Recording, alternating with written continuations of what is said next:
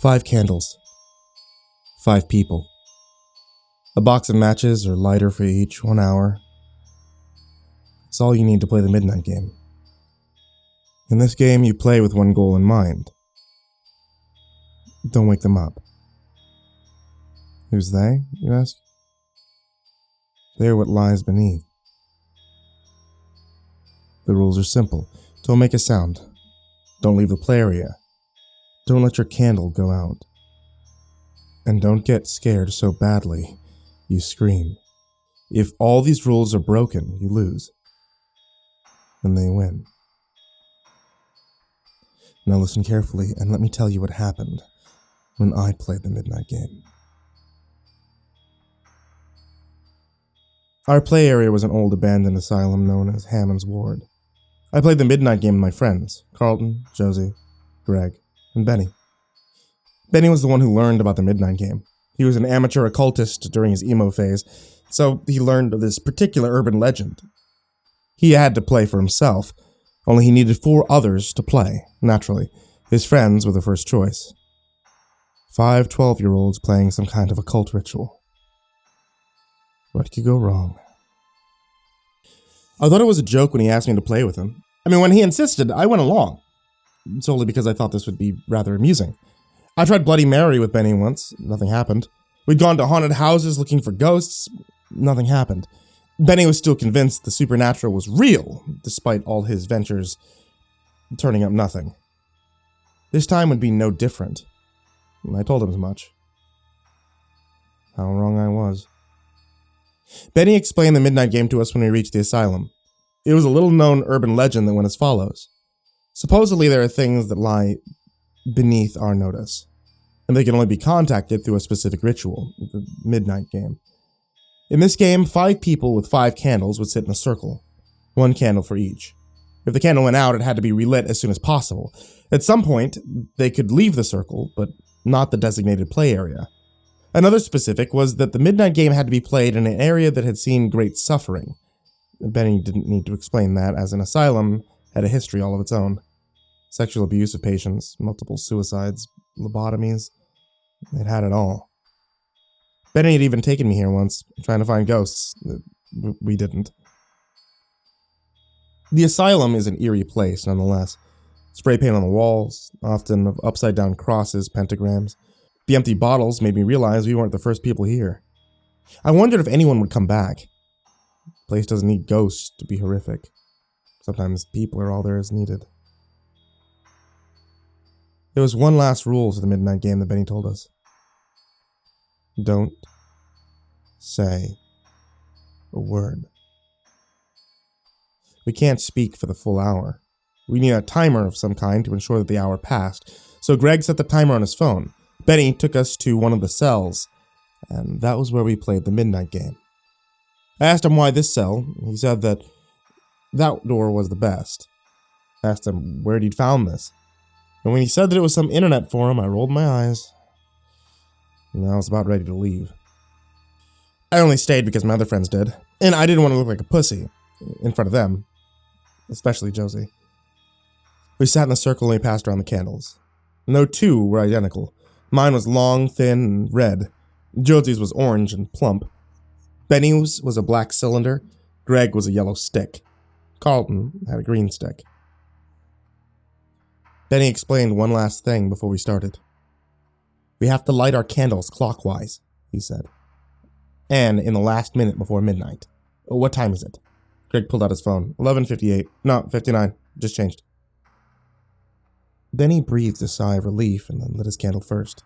1 hour. 1 hour of your time, that's all we ask. I went next. Then Josie. Then Greg. Then Carlton, who rolled his eyes. Once we'd lit our candles, Benny held out his hand. We hold our hands, he said, to show that we're united in this. I felt goofy taking his hand, but it was nice to have Josie holding mine. Once Carlton had grumbled and grabbed Benny's hand, he continued. We all 5 seeking to play with you, he continued. 5 people with 5 candles. We seek to play the midnight game with you. Do you seek to play the midnight game with us? Silence. Absolute silence. That was what answered Benny. I opened my mouth to say this was stupid when I realized how quiet it was. I took in a breath and felt the air go down my throat, but didn't hear a thing. I tapped my foot against the floor gently. Not a sound. In the pit of my stomach, dread crept in. I looked over to Benny, alarmed, but he seemed entranced by the flame of his candle. "If you wish to play," he said, "give us a sign." His voice penetrated the silence, the only sound any of us could hear. I looked over at Josie. She moved her mouth as if she was saying something, but nothing was coming out. I glanced over at Carlton and Greg, who had expressions that mirrored both Josie's and my own. "Give us a sign," Benny said, suddenly like he was demanding them to obey him, but not with any genuine force. He was desperate, hoping beyond hope that this would work, that his interest in the occult and the supernatural wasn't pointless, that he would be able to show his face to his friends again. I could guess that was what was going through his head at the moment. Nothing happened. We waited, breath held, wondering what we'd gotten ourselves into, but nothing happened. Benny sighed and opened his mouth to speak. I could see in his eyes the disappointment that this hadn't worked. Did he notice how quiet it was? The black cylinder in front of Benny was blown out by a gust of air. Benny froze, staring at the smoke rising from the burnt wick, then quickly pulled out a match and struck it and relit the candle. He smiled and turned to us. The disappointment was gone, replaced by an excited glee. I don't think he realized the severity of what was going on. "The game is on," he said. "It will begin in 3, 2, 1.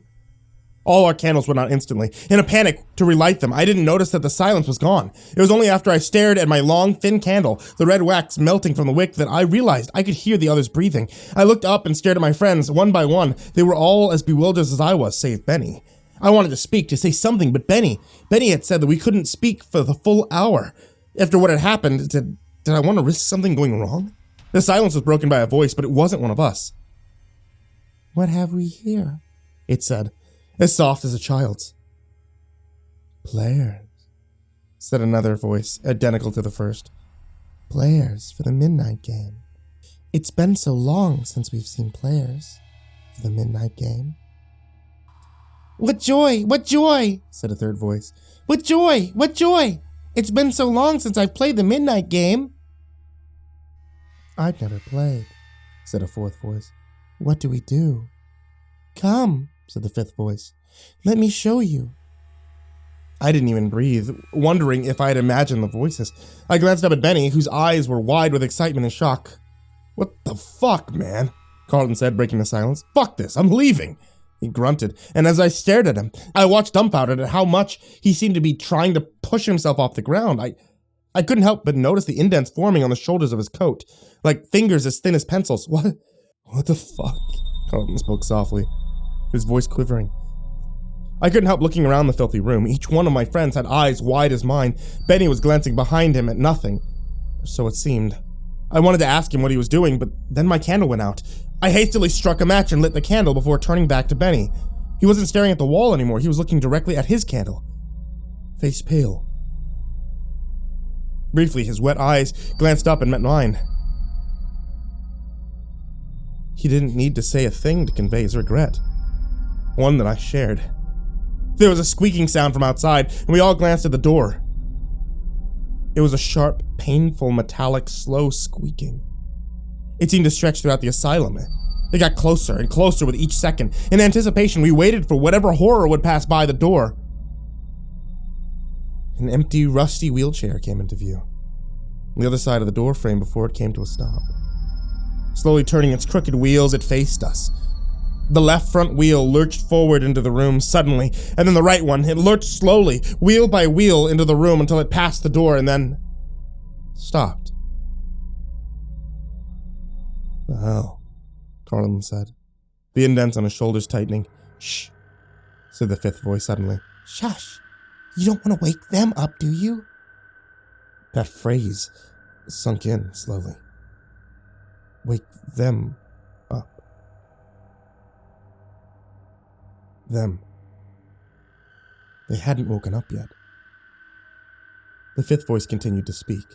They aren't awake yet, it said. If they awake, you will all lose. Now pick up your candles, get to your feet.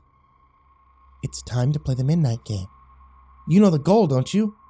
Don't wake them up. There was a pause before he continued to speak. As it did, I couldn't help noticing the way that the indents on Carlton's shoulders tightened.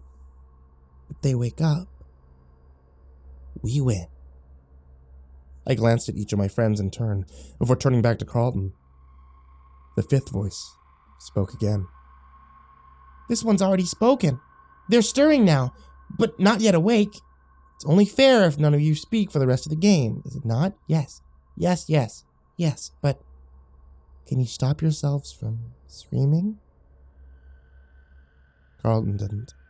He reached up an arm as he was suddenly yanked back into the darkness and vanished. I was about to cry out, but Benny held up a hand, in the other, candle held high as he pointed at the darkness. Carlton was back. His face was long and gaunt, his hair white, his eyes wide, his entire body shaking. He opened his mouth and nothing came out. One player, the fifth voice said, has lost the midnight game. There was a soft giggle from the other four voices. Then all five spoke together. 1 down. 4 left.